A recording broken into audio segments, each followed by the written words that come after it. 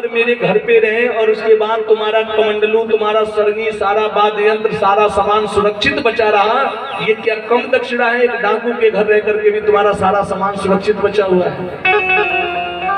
अरे शुक्र मनाओ, अगर मेरी पत्नी आप लोग को नहीं बुलाई होती तो सबका सामान ले जाकर के बेच के। जय श्री राम।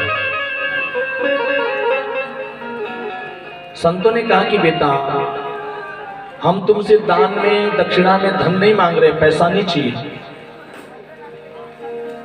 बेस्या ने कहा क्यों नहीं दे देते हो जो महात्मा लोग कह रहे हैं, क्यों नहीं मानते हो उनकी बात?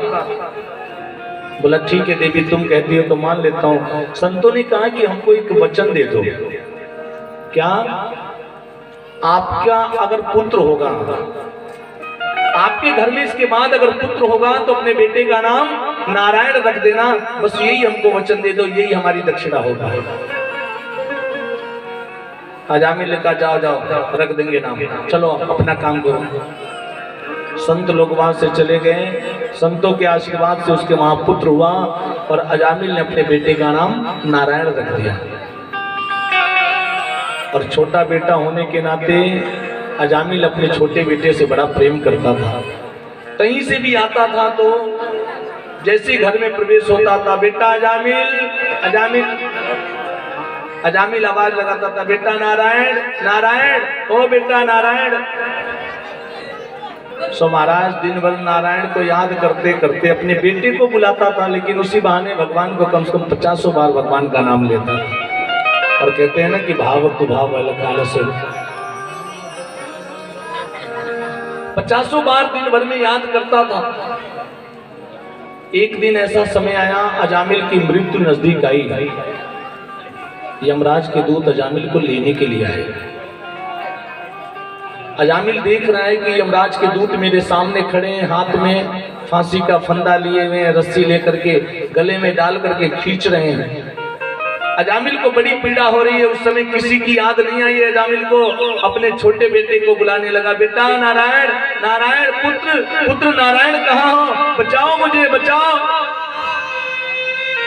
बुला तो रहा था अपने बेटे को, उसका पुत्र तो नहीं आया, लेकिन नारायण के पार्षद वहां आ गए। भगवान नारायण के दूत आ गए। उन दूतों ने यमराज के दूतों से कहा कि तुम इसे लेके नहीं जा सकते हो, क्योंकि इसने हमारे प्रभु का नाम पुकारा है, ये हमारे प्रभु के धाम जाने का अधिकारी है, आप लोग इसको लेके नहीं जा सकते। यमराज के दूतों ने कहा कि इस व्यक्ति ने अपने जीवन में केवल पाप ही किया है,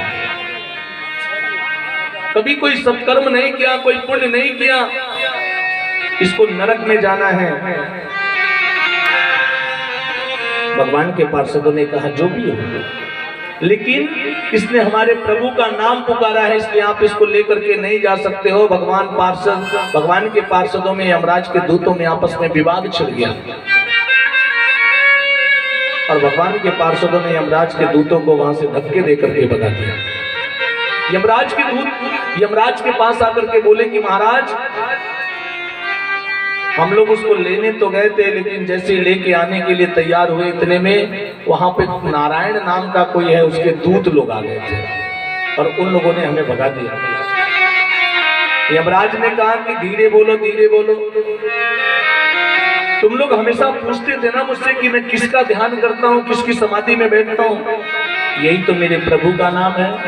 और इस नरक में अगर उनका नाम जोर से बोलोगे ना, तो जितने कैदी हैं, जितने नरक के बंदी लोग हैं, इन सबकी मुक्ति हो जाएगी।